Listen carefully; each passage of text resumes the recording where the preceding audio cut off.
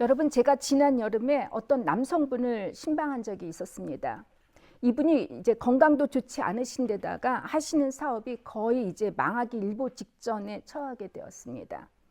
이 성도분과 대화를 하면서 제가 이분에게 아직 뭔가를 정리하지 않을까 하는 느낌이 들어서 조심스럽게 물어봤습니다.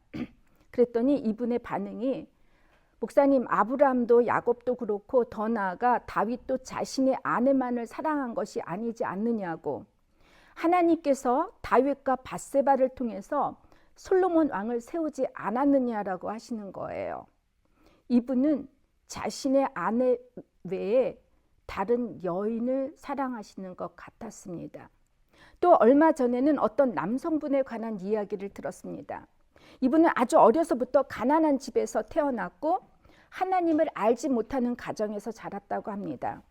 이제 대학을 졸업하고 직장에 면접을 보러 갔는데 면접관들이 평소에 가장 좋아하는 격언이 무엇인지 물어봤다라고 합니다. 이 갑작스러운 질문에 당황한 이분은 자신이 식당을 갈 때마다 벽에 걸려있는 귀절이 생각이 났다라는 거예요. 어떤 귀절이었겠습니까? 욥기. 내 시작은 미세하나 내 나중은 심히 창대하리라는 이 기절이 떠올랐다는 거예요. 이분은 이 기절이 성경 구절인지 전혀 몰랐다고 합니다. 근데 아무래도 면접관 중에 사장님이 있었는지 이 기독교인이 있었는데, 이분이 당신은 기독교인이냐고 물어보니까 이분이 그냥 얼떨결에 예라고 했대요. 근데 양심이 있어가지고 자기가 어렸을 때에 먹을 것을 주면 교회 오라고 해서 잠시 교회를 방문했던 적이 떠오르면서, 그래도 나는 한번 교회를 갔으니까 예스 해야지 하고 예했더니 이 면접관이 하시는 말씀이, 그러면 당신은 어느 교회를 다니느냐고 물어보더래요. 그래서 이분이 그냥 얼떨결에 동네에 있는 교회 얘기를 했더니 면접관이 그 교회 담임 목사님을 내가 너무 잘 알고 있다라고 해서 이분이 더 이상 정말 거짓말을 감출 수가 없었다라고 하는 고백을 들었습니다. 여러분, 성경이 신구약 모두 합쳐서 1189장이 있죠. 기절로 따지니까 31,039절이 있습니다. 당연히 이 많은 성경 기절 중에는 여러분과 저의 마음을 감동시킬 수 있는 좋은 기절들이 있죠. 하나님을 알지 못하는 사람들도 좋아하는 명언들이 있습니다. 제가 이 두 사람처럼 이 두 사람의 예를 들은 것처럼 성경 말씀을 자신이 보고 싶고 듣고 싶고 말하고 싶은 대로만 사용하시는 분들이 있어요. 하지만 전자의 남성분처럼 성경이 마치 자신의 이익이나 신조나 논리를 증명하거나 대변하기 위한 수단으로 사용하시는 분들이 있습니다. 신앙생활을 하다 보면 보통 자신이 주장하고자 하는 이슈들이 있을 것입니다. 서로가 자신의 주관적 주장을 관철시키기 위해서 양측 모두 성경 말씀을 인용하면서 상대방이 옳다, 내가 그르다, 이런 논리를 피다가 싸움으로 번질 때가 있죠. 그러다가 결국은 서로가 건너지 못하는 강을 건너게 됩니다. 독일교회는 지난주 목요일 저녁에 507주년 종교개혁 기념 예배를 드렸습니다. 여러분도 잘 알다시피 마틴 루터의 종교개혁 후에 개신교가 로마 카톨릭으로부터 분리되었습니다. 그런데 여러분, 분리된 것으로 끝났습니까? 종교개혁 이후 개신교회들은 계속해서 다투고 갈라졌죠. 이 종교개혁 직전 후에 이 개신교들이 세례 때문에 유아세례 찬성이냐 반대냐, 그래서 제세례를 해야 되느냐 안 돼야 되느냐 해서 유아세례파와 제세례파가 갈라지게 되었어요. 스위스에 사시는 분들은 다 알고 계실 것이죠. 모두가 어떻게 성경을 보고 해석하느냐에 따라 교회들이 갈라지고 피 터지게 싸우고 서로에게 끔찍한 일들을 저질렀습니다. 기독교의 흑역사이죠. 이런 성경적 논쟁으로 여러분, 세계의 기독교 교파가 몇 개가 있는지 아십니까? 44,000개. 그리고 우리 한국교회 개신교회만, 교단만 374개, 그 중에 장로 교단만 120개 교단이 있다라고 합니다. 여러분, 성경 해석에는 여러 다양한 방법이 있죠. 성경을 역사적, 문화사회적, 문법적, 신학적, 심리학적 등 다양한 관점에서 성경을 보면서 이것이 성경 전체의 맥락과 연관이 있는지를 보고 해석합니다. 이것을 보통 성경 주석이라고 하죠. 이런 주석 없이 성경을 단지 문자적으로 받아들이게 되면 마음을 아주 불편하게 하는 말씀들이 있습니다. 오늘 말씀이 그 대표적 말씀이 아닐까 싶어요. 그것은 다름 아닌 권위에 순종하라는 귀절입니다. 대부분 설교자로서 로마서 13장을 설교하는 것에 부담을 갖습니다. 저도 솔직히 가급적 피하고 싶은 말씀입니다.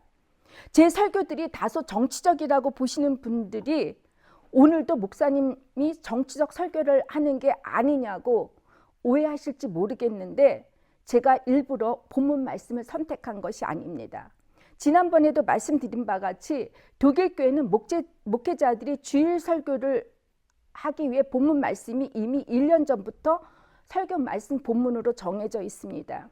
이 독일 교회는 찐젠도르프라고 하는 사람의 그 교회, 브루더게마인데라고 하는 데서 그리스도인들이 매일같이 성경을 읽게 하기 위해서 이분들이 성경 귀절을 이렇게 제비뽑기 하듯이 뽑았는데 이거를 로중이라고 그래요. 로중하면 뭐 그거를 제비뽑기라고 하는데, 그래서 하루에 이 로중 말씀을 갖고 요절처럼 외우면서 하루를 보내게 하셨습니다. 저는 특정 성경 말씀을 처음부터 정해놓고 설교하지 않을 때는, 예를 들어서 지난번에 우리 여호수아 했죠. 이렇지 않을 때는 주일 설교를 이 로중에서 나오는 말씀으로 설교를 하는 편입니다. 목사님들도 다 알다시피 매주 설교를 어디에서 꺼내서 해야 될지 이 고민만 진짜 며칠이 지나가기 때문이죠. 그러다가 2주 전에 제가 오늘 설교 본문 말씀을 묵상하고 있는 중에 지난주 한국에서 개신교회들이 10월 27일 동성애와 차별 금지법에 대한 반대를 위한 연합 예배를 드렸다는 소식을 들었습니다. 참 마음이 무거웠습니다. 소위 목회자라고 하는 제가 솔직히 이 연합 예배에 대해 침묵을 하는 것이 올바를까 좀 갈등을 했었고, 제가 너무 마음이 답답해서 벌판으로 나가서 하나님께 기도를 했습니다. 또 이번 주 주어진 설교 본문 말씀과 연관해서 우리가 그리스도인이라면 한 번쯤은 이 짚고 넘어가야 할 주제가 아닐까 싶어서 말씀을 준비했습니다. 그리고 저는 적어도 1년에 한 번쯤은 우리 그리스도인들이 세상적 권세에 어떤 자세를 취하고 있고 그리스도인들로서 국가와 교회에 대해 어떤 태도를 취해야 할지, 또 어느 경계선까지 정치에 참여하는 것이 맞는 것인지 아닌지 깊이 고민해야 할 사항이라고 생각해서 제가 말씀을 전하고자 합니다.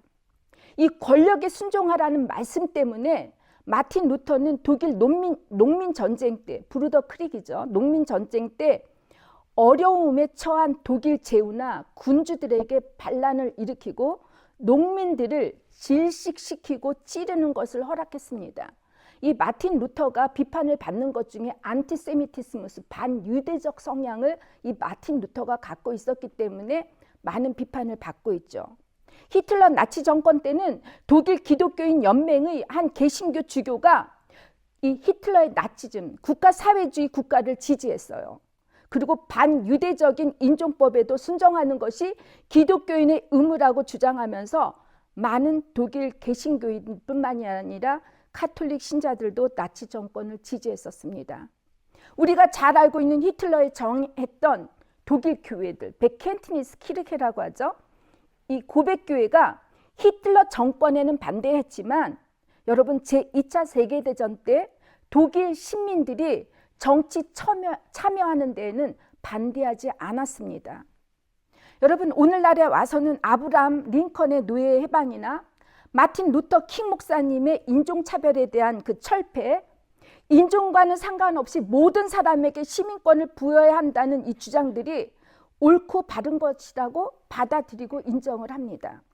그리고 모든 사람은 법 앞에서 평등하다. 누구든지 성별, 종교 또는 사회적 신분에 의하여 정치적, 경제적, 사회적, 문화적 생활의 모든 영역에 있어서 차별을 받지 아니하여야 한다는 것이 각 나라의 헌법으로 규정되어 있고 이것을 학교에서 가르치기도 합니다. 하지만 여러분, 여전히 미국 내에서는 많은 기독교인들이 폭력과 무기 사용의 거부감을 느끼지 않고 있습니다. 당연히 집안에 총을 갖고 있는 것이 당연하다고 생각을 하고 나와 다른 사람, 나를 적대하는 사람은 총으로 쏴 죽여야 된다라고 하는 것이 미국 사람들이 갖고 있는 기본적 생각이죠. 뿐만 아니라 인종차별, 성차별을 찬성하는 기독교인들이 지난 대선 때 트럼프를 지지했고 이번 대선 때도 트럼프 대통령을 지지하겠다고 합니다. 대한민국도 예외는 아니었습니다. 일제시대 때 친사참배에 관해서도 군사 정권의 독재에도 몇몇 기독교인들의 저항을 제외하고는 다수 기독교인들은 침묵을 했고 영적 부흥이라는 이름하에 한국에는 메가 처치들이 세워지기 시작했습니다. 권세에 복종하란 이 성결 규절 때문에 지금까지도 많은 한국 기독교인들은 정치에 참여하는 것을 주저하거나 반대했고 많은 교회들은 영혼 구원에만 관심을 두고 있습니다. 권세에 복종하라는 말씀이 정치에만 국한된 것이 아니죠. 교회에서도 이 말씀을 적용해야 한다고 주장하는 목사님들이 계십니다. 아직도 나이 드신 분들 중에 저희 어머니도 그런 분 중에 한 분인데 목사님께 반대하거나 대들면 안 된다고 하시는 분들이 있습니다. 목사는 하나님께서 기름 부은 종이기 때문에 만일 목사가 잘못하면 하나님께서 직접 심판하니까 일단 목사님 말씀에 절대 순종해야 된다고 믿습니다. 만일 목사님 말씀에 거슬리면 벌을 받거나 저주를 받는다는 이 사례들을 목사님의 입을 통해 전하면서 이 교인들에게 두려움을 빠지게 하고 교인들의 머리를 세뇌화시켜 버립니다. 하나님 보시기에 악한 목사는 하나님께서 직접 심판하실 테니까 그때까지 입을 다물면 어떻게 되겠습니까? 이런 목사님들 계속해서 죄 짓는 것을 멈추지 않겠습니까? 로마서 13장은 이렇듯이 역사 속에서도 교회 안에서도 지속적으로 잘못되어 해석되어져 왔습니다. 권력에 복종하라는 말씀이 그리스도인 혹은 교회가 국가 권력에 어떻게 대처를 해야 하는지 규정하는 것처럼 이해하고 믿었기 때문이죠. 성숙한 시민으로서 좋은 법은 따르되 나쁘고 불의한 법은 저항해야 한다는 것이 아니라 완전히 순종하여 충실한 신하가 되어야 한다는 것으로 받아들일 수가 있습니다. 왜냐하면 모든 국가가 권력을 세우신 한 분이 하나님이 세웠다라고 믿기 때문이죠. 그러나 여러분, 바울은 계몽주의와 프랑스 혁명 이전에 살았던 사람입니다. 그는 로마 식민권을 가지고 있기는 했지만 유대인이었고 소수 민족의 한 사람으로서 외국에서 살았던 사람입니다. 바울은 전혀 우리와 같은 민주주의 국가 형태를 알지 못했습니다. 이 로마서 서신만을 놓고 볼 때 어떻게 하면 바울이 로마 제국의 권력을 찬양했고 로마 제국의 권력에 복종을 권고했던 사람처럼 보입니다. 하지만 바울은 로마 제국의 권력에 의해 강도나 폭행, 살인과 같은 범죄를 저지르지 않았음에도 불구하고 감옥에 갇히고 고문도 당하고 결국 목숨까지도 잃어버리게 되었지 않았습니까? 오늘날 소위 국민이 주권을 가진 민주주의 공화국인 나라에서 사는 사람들의 눈으로 볼 땐 이 바울의 태도가 참 불편해 보일 수도 있습니다. 그는 잘못된 권력의 희생양뿐이라고 이렇게 비춰질 수가 있겠죠. 그렇다면 여러분, 바울은 왜 로마서 13장 말씀을 썼을까요? 이 물음에 답을 하기 위해서 먼저 우리는 바울의 로마 서신을 쓸 그 당시의 로마 제국의 역사적, 정치적 상황이 어떠했는지 알아야 합니다. 바울이 로마서를 썼을 때는 네로 황제가 다스렸던 시대였습니다. 로마인들은 황제를 신이라고 믿었던 때였죠. 온갖 미신을 믿는 이교도들이 난무했던 때였습니다. 네로라 하면 떠오르는 단어가 있죠. 그는 자신의 어머니뿐 아니라 자신의 친인척을 죽인, 자기 권력만을 사랑했던 이 광기가 가득 찬 폭군이었습니다. 특히 기독교인들을 핍박한 악명 높은 황제였습니다. 이런 로마의 황제 치하의 유대인 민족은 소수 민족으로서 로마 개토를 이루며 살고 있다가, 그리고 이제 기독교가 복음을 전파하기 시작할 때였습니다. 이런 상황에서 소수 민족들이 살아남을 수 있는 선택의 방법은 두 가지 방법밖에 없었을 것입니다. 하나는 폭동이나 반란을 일으키거나, 아니면 그 법이 악법이라 할지라도 그 나라 법에 순응하는 거죠. 초대 교회 지도자들은 교회가 살아남기 위해 로마 제국과 부딪히지 않기를 원했습니다. 그래서 폭동과 반대에 대해서 반대했고, 어떻게 해서든지 기독교가 로마 제국으로부터 적대적이거나 위험한 집단이 아니라는 것을 계속해서 보여줘야 했었습니다. 예전에 제가 한국에서 대학교를 다닐 때가 군사정권이었습니다. 이때 보도지침이라는 것이 있었어요. 정권에 반대하는 모든 언론들을 통제했었습니다. 모든 글과 도서들이나 심지어 유행가 가사들까지도 이게 출판되거나 오픈되기 전에 사전에 검열을 받아야 했습니다. 이때 많은 노래 가사나 시들과 문서들이 은유적으로 표현된 적이 있었습니다. 예를 들면 일제강점기 때 여러분, 저항의 노래로 잘 알려진 우리나라 민속 있죠. 민속 노래 아리랑이 있죠. 나를 버리고 떠나님은 심리도 못 가서 발병이 난다라는 이 소절이 있죠. 이 가사를 불렀던 우리 민족들은 이 가사 안에 내포된 걸 다 알고 있었습니다. 진리를 외면하는 자는 그 과보로 인하여 얼마 못 가서 고통을 받을 것이라고 이제 일본에 투항하여서 빗대어서 부른 노래를 우리 민족들은 다 알고 있었습니다. 바울 역시도 로마서 13장을 쓸 때 이런 점을 염두에 두고 썼다라는 것입니다. 때문에 사도 바울이나 사도 요한과 같은 사람은 초대교회 편지를 쓸 때 자신들의 서신들이 당시 로마 당국의 감시를 당할 것이라고 인식하고 썼던 것이죠. 예를 들면 사도 요한 역시 요한계시록을 쓸 때 로마 제국에 직접적으로 자극을 주지 않으려고 로마 제국에 대해 성도들과 싸우는 권세, 짐승, 바벨론의 음녀, 붉은 용 등으로 이렇게 은유적으로 표현했던 것이죠.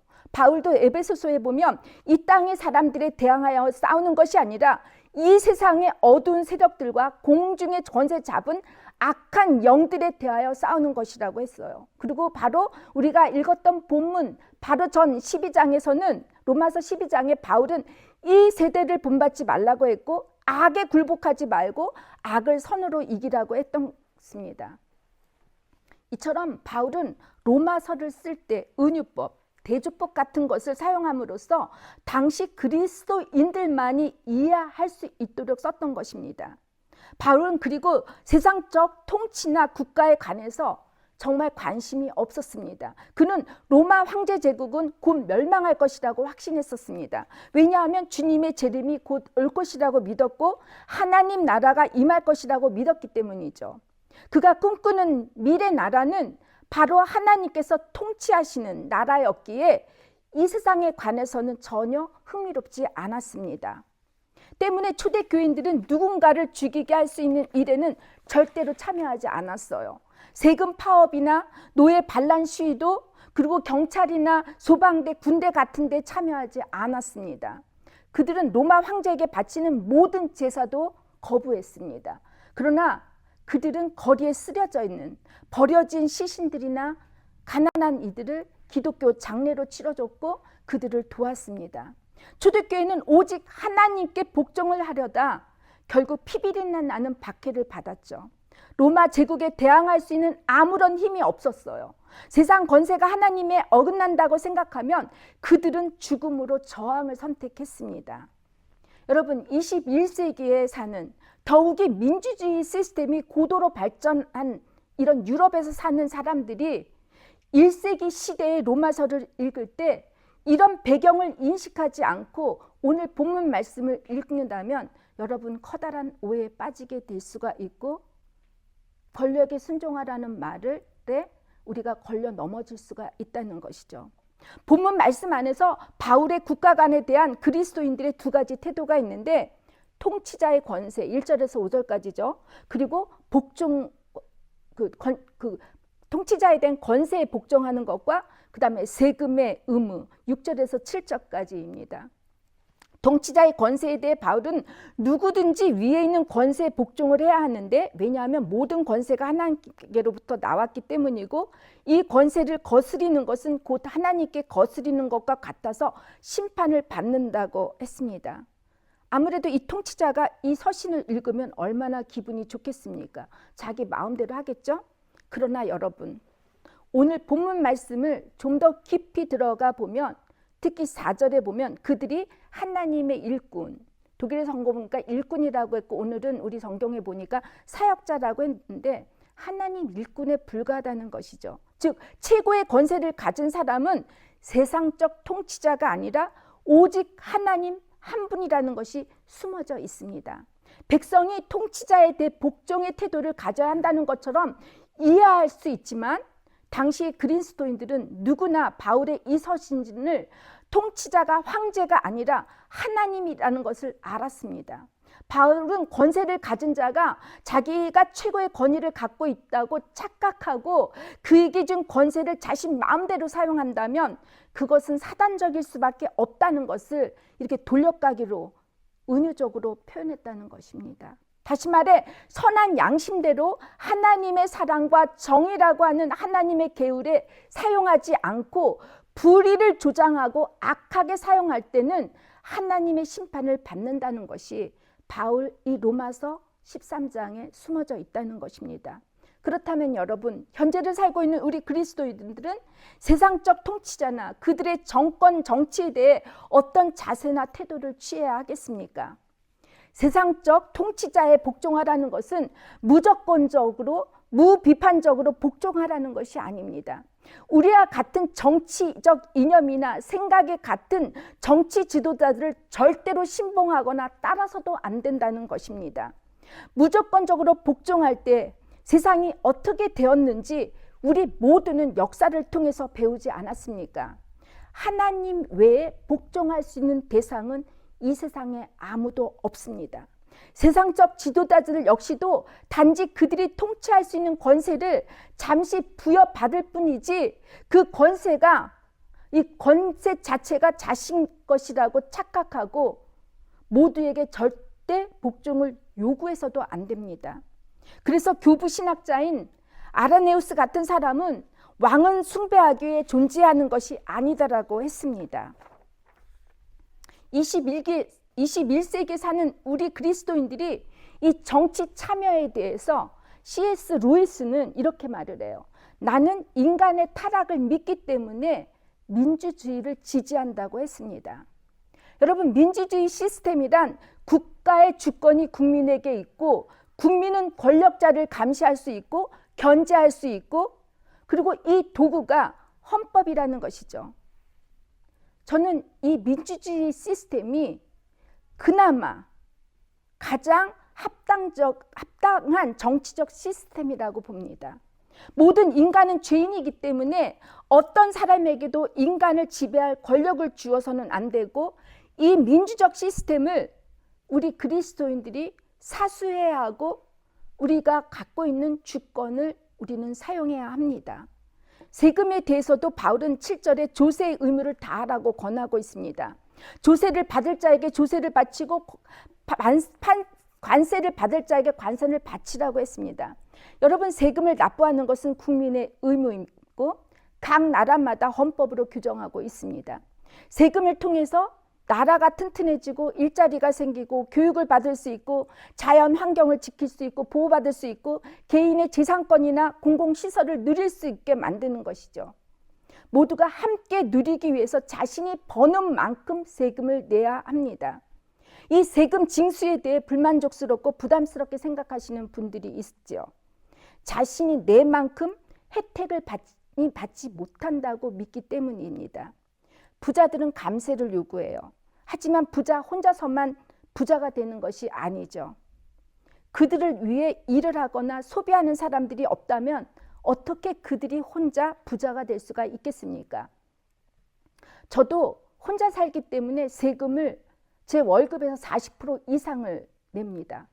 때론 너무나 속상할 때가 있고 특히 크리스마스 때 보너스 받을 때 거기에서 더 많이 세금을 내면 제가 좀 마음이 쓰리기는 하지만 제 세금을 통해서 저뿐이 아니라 우리 모두가 함께 보다 더 잘 살 수 있게 쓰여진다면 저는 기꺼이 즐거이 냅니다. 하지만 그리스도인들이라면 우리의 세금이 진정으로 바르게 쓰여지고 있는지, 그 누군가의 권력을 위해 쓰여지고 있는지 정말 쌍불을 켜고 감시할 수 있어야 하죠. 근데 여러분, 많은 그리스도인들은 사랑이 많아서 이웃사랑을 실천을 해요. 그런데 가난한 사람 도와요. 정말 많이 해요. 그런데 가난한 사람들이 나만큼 잘 살기를 바라느냐? 그렇지 않아요. 내가 도와줄 망정 그 사람이 나처럼 잘 사는 것을 원하지 않는다라는 것이에요. 그렇게 되는 것을 공산주의나 사회주의라고 부르죠. 여러분, 바울은 끝으로 두려움은 두려움으로 존경은 존경으로라는 말씀으로 마무리를 하는데요.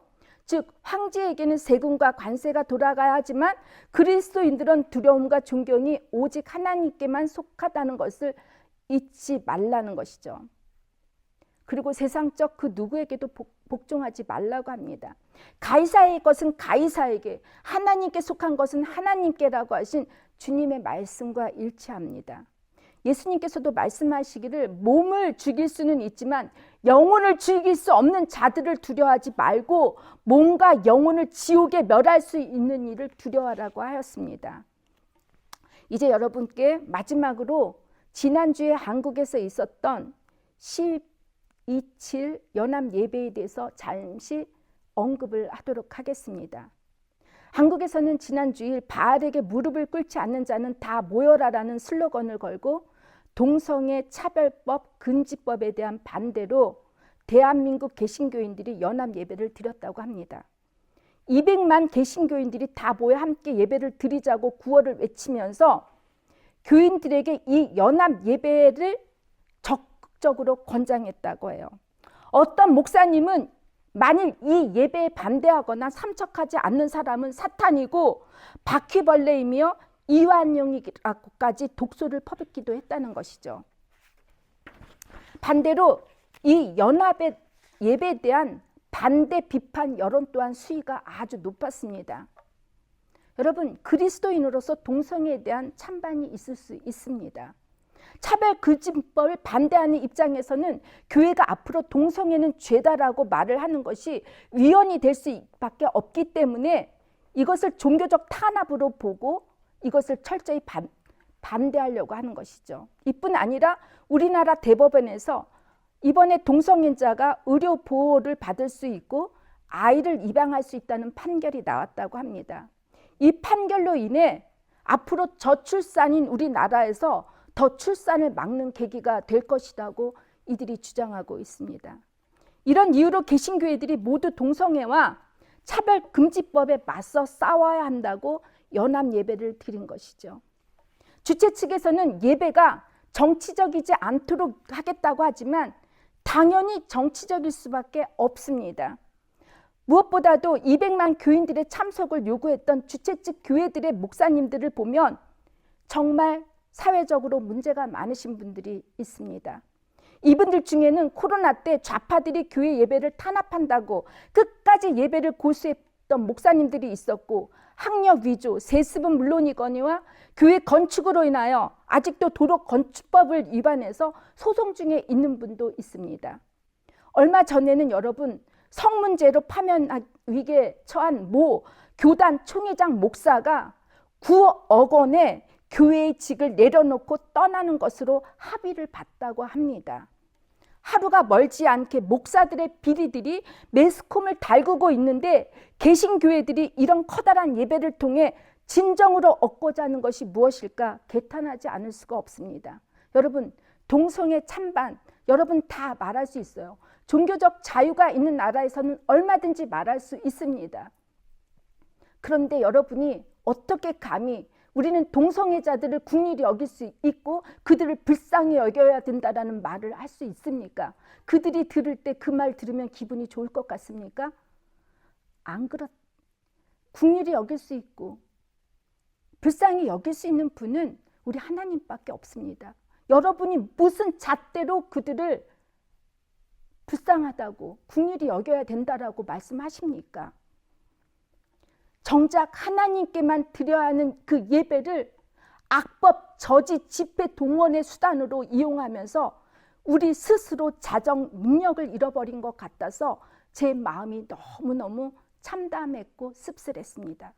무엇보다도 요즘처럼 세계적 정치 상황이나 이상 기후로 인해 불안한 때가 없었습니다. 저는 그래서 어제도 어떤 지인과 통화하면서 정말 이제 종말이 오는 것 같다라고 얘기를 했었습니다. 세계 곳곳에서는 끊임없이 자연재해로 인하여 수많은 인명과 재산 손실 피해로 난리죠. 우크라이나와 러시아 전쟁으로 인해서 70만 명이 죽었고 그 다음에 이스라엘과 팔레스티나 전쟁으로 해서 지금까지 10만 명이 죽었는데 그리고 앞으로 곧 이어질 미국 선거 이후 세계 판세가 어떻게 변해질지 우크라이나 전쟁과 중동 전쟁이 종식이 정말 이루어질 것인지 아니면 더 큰 전쟁으로 확산되지 않을까 불안해하는 이때입니다. 여러분, 국외는 그렇다 치더라도 대한민국은 지금 어떻습니까? 엄청 어려움과 혼란을 치르고 있지 않습니까? 경제는 물론이고 사회적, 정치적으로 어떤 방향으로 흘러갈지 모두가 불확실한 상태에 있습니다. 자금의 현 정권은 자신들의 불법과 비리를 감추고 그 불안함을 다른 방향으로 전환하기 위해 여러분 우크라이나 전장에 살상 무기를 지원하겠다고 그리고 더 나아가 한국 군인들을 파병하겠다고 이렇게 주장하고 있을 때 우리 기독교인들은 동성애 집회에 반대만 하고 있어야 하겠습니까? 거기다가 북한을 자극하기 위해 우크라이나의 포로에 잡혀있는 북한 군인들을 우리나라가 직접 가서 그들을 고문하겠다라고 합니다. 고문 기술을 다 써보겠다라는 것이죠. 이런 짓을 하고 있습니까? 그런데 이런 상황에서 한국 교회에서는 동성애 금지와 차별 금지법을 반대를 외치고 있고 수많은 사람들을 동원해서 예배를 드렸다라는 것입니다. 왜 한국 개신교회만 유일하게 성적인 면에 이렇게 예민하게 반응을 보이고 있는지 모릅니다. 어떤 대형교회 목사님은 아이들의 혼전 성관계를 보고 이제 성이 문란해진다고 이렇게 주장하면서 아이들의 장래를 위해서 이제 회개의 기도를 선포하시기도 했습니다. 마치 성적 개방이나 타락이 한국이라고 하는 나라를 멸망시켜 줄 것처럼 난리를 피면서 정작 불공정과 불의에 대해서는 아무 말도 하지 않습니다. 제가 한국에서 대학교를 다닐 때까지만 해도 혼전 성관계는 최고 악한 것이니 혼전 성관계를 금했고 또 어떤 교회에서는 혼전 순결 서약식까지 하게 되었습니다. 여러분 제가 솔직히 고백하겠습니다. 저는 처음으로 키스를 했을 때 제 일기에 보면 아직도 그게 써있어요. 하나님 죄를 졌습니다. 잘못했습니다. 여러분 공성교사님 키스를 하는 것이 죄를 짓는 것입니까? 여기 계신 분들 중에 솔직해 보세요. 저한테 말하지 말고 스스로에게 대답을 해보세요. 혼전 성관계를 하지 않고 결혼하신 분들이 계십니까? 그렇지 못한 분도 있죠. 그런데 여러분 혼전 성관계를 했다 안 했다가 여러분의 부분 관계나 여러분의 인생을 좌우할 만큼 그렇게 커다란 비중을 차지하고 있고 이것이 정말 여러분 죄악이라고 생각하십니까? 제가 1987년에 유학 와서 놀라웠던 것이 있어요. 이런 작은 키오스크, 조그만 가게에 포르노 잡지들이 공연하게 판매가 되는 것이었어요. 얼굴이 너무 뜨거웠습니다. 저는 포르노라는 걸 알지도 못했어요. 이름이 뭔지도 몰랐어요. 그리고 제가 당시 기숙사에 살 때 여친들이 저희 학교가 남학생들이 많았고 여학생들이 18%밖에 안 됐어요. karlsruhe 대학에. 그래서 15명, 20명이 사는데 여자들은 1명과 2명 정도밖에 없었어요. 그래서 여자애들이 자기네 층으로 오게 하기 위해서 이제 권총 싸고 싸웠어요. 근데 제가 놀랐던 거는 아이들이, 남자 여자들이 주말에 다 방문해서 잠을 자고 가는 것이었어요. 여러분, 제가 독일 청소년 애들을 가르치고 수련회를 갈 때 여름에 정말 제 얼굴이 뜨거울 때가 있습니다. 여자아이들이 핫팬츠에 스파게티 그 티셔츠를 입어요. 그리고 다리를 남자 아이들 앞에서 떡 벌리고 있으면 정말 제가 얼굴이 뜨거워서 못 견디겠습니다. 근데 여러분, 독일 남자애들 아무렇지도 않아요. 반응을 안 보여요. 제 아들이 내년에 결혼을 하는데 여러분, 몇 년 전부터 동거를 하고 있습니다. 그렇다면 제 아들이 음란한 아이입니까? 이 세상을 멸망시킬 중대한 죄를 지금 짓고 있다고 생각합니까? 저는 혼전순결을 지키는 사람이나 그렇지 못한 사람 모두가 옳다, 그르다, 죄를 지었다, 죄를 짓지 않았다라고 평가하는 그런 교회 공동체가 아니길 바라고, 여러분이 그런 사람이 아니기를 바랍니다. 여러분, 역사를 보면 성이 부패해서 멸망한 나라가 없어요. 우리 소돔과 고모라에서 사돔이 어떤 그런 변태적인 그것이 있다 해서 망했는데, 소돔과 고모라는 동성애 때문에 망한 게 아니에요. 근동 지역에서의 가스트프로인트샤프트, 손님 접대는 법이었어요. 근데 그 손님을 거기에 있는 사람들이 와서 성폭행을 하겠다라는 이것이 죄였지, 동성애자 때문에 사돔이 이렇게 가지고 이렇게 받아들이면 안 돼요. 여러분, 이 세상을 망하게 한 거는 독재자가 휘두르는 폭력으로 망하지 않았습니까? 그리고 이들에 대해서 정말 냉정하게 멸망이라는 것으로 심판을 했어요. 여러분, 우리 그리스도인들은 정치적 혁명이나 한 정권을 바꾸는 일에는 적어도 동참을 하지는 못하더라도 이 민주주의 시스템에 어긋난 모든 권력 앞에서는 저항해야 되지 않겠습니까? 바울도 국가의 명령에 따르지 않아서 결국 순교를 당하고 말았습니다. 여러분, 끝으로 보네퍼 목사님 말씀을 제가 드려야겠죠. 이 보네퍼 목사님은 다 알겠지만 히틀러 정권에 아주 반대를 했던 분이고, 이분이 자기의 출세를 마다하고 젊은 나이에 다시 독일로 돌아오죠. 근데 히틀러의 정권에 수많은 사람이 죽어가는 것을 보고 이 보네퍼 목사님은 결국은 히틀러 암살하는 조직에 가담을 하죠. 근데 저는 정말 감사했어요. 만약에 그 암살, 히틀러에 대한 암살이 성공적으로 끝났다면 이 기독교인들이 이 폭력에 대해서 어떻게 대처를 할 수 있었을까? 자, 많이 고민하게 됐을 건데, 암살 시도에 이제 가담했다가 체포가 되고 사형 선고를 받게 되죠. 근데 슬프게도 히틀러가 자살하기 전에, 히틀러 정권이 멸망하기 전에 며칠 전에 사형을 당했습니다. 이분이 감옥에서 썼던 시가 바로 폰 구텐 매히덴 문더바게 워드겐, 선한 능력, 그거를 썼다라는 거예요. 여러분, 아무리 폭력을 합리화하고 미화하더라도 폭력은 폭력이고 하나님의 방법이 아닙니다. 칼 바라트 같은 신학자는 우리 바젤 신학대학의 교수였기도 했던 거고, 이 독일 교회가 히틀러 때 가담했던 것을 회개하는 그 조문을 썼던 분이셔요. 이분이 이렇게 말하죠. 성도들의 신앙 고백이 완전하더라도 그들의 정치적 판단과 행동이 잘못되었다면 그 신앙 고백은 문제다. 그래서 한 손에 성서, 다른 손에 신문을 들고 읽고 공부하라고 했습니다. 여러분, 당연히 우리 그리스도인들은 신앙과 사회가 균형 있도록 잘 유지해야 합니다. 신문은 읽지 않더라도 유튜브에 보면 수많은 가짜 페이크 뉴스들이 너무 많아요.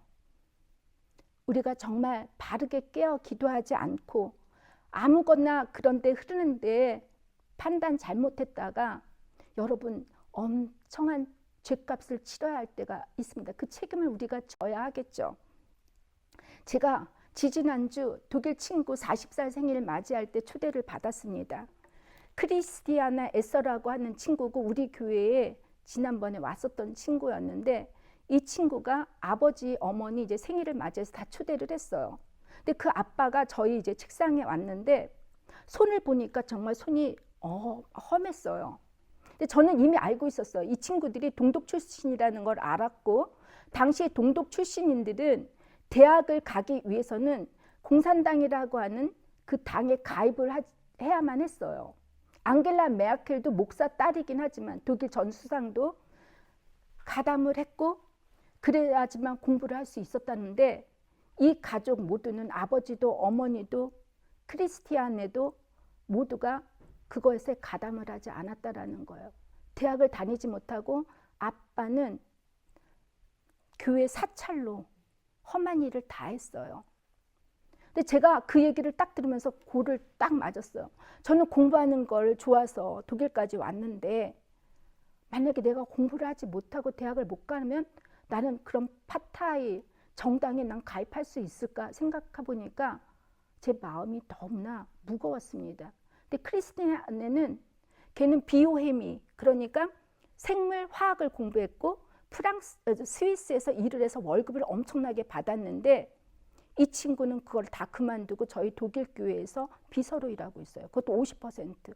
왜냐하면 자기가 연구했던 이 화학이 다른 사람과 하나님의 질서를 파헤칠 것이라고 이 친구는 돈과 자기의 이름과 모든 것을 다 포기하고 살았다는 것입니다. 여러분, 저는 이제 여러분에게 정말 묻습니다. 하나님의 자녀로서 우리 기독교인들이 정치적이어야 된다, 정치적이지 말아야 된다라는 이 토론을 더 이상 하지 않고 우리의 삶 자체가 그리스도인이 빛이 되고 소금이 되는 이 자체가 여러분 세상의 정치적인 것입니다. 그래서 여러분이 이제는 정말 깨어 기도하면서 성경 말씀을 바로 분별하고 이 성경 말씀을 전체 맥락을 통해서 진리이신 예수님을 바라보며 여러분들이 잘 해석하기를 주님의 이름으로 축원합니다. 이제 다 같이 기도하겠습니다. 참으로 하나님 무거운 말씀을 저희들에게 전했습니다. 정말 세상은 점점 악해져 가고 있고 우리들이 구해야 하는 그 하나님의 나라가 이사야서가 구했던 사자들이 어린 아이들과 뛰노는 그런 나라를 우리가 단지 바라만 보고 구할 수밖에 없지만 그러나 하나님 분명히 주님께서 우리에게 가르쳐 주신 기도 당신의 나라가 이 땅에 임하게 해달라고 했던 그 기도처럼 저희들이 하나님 나라를 이 땅 위에서 그러나마 그냥 작지만 실천하며 서로 사랑하며 용서하며 서로 격려하며 나눠주며 함께 살아갈 수 있는 주님 보시기에 아름다운 작은 나라라도 이 공동체 안에서 만들 수 있도록 저희들을 지켜주시고 인도하여 주시옵소서. 예수님의 이름으로 기도를 드립니다.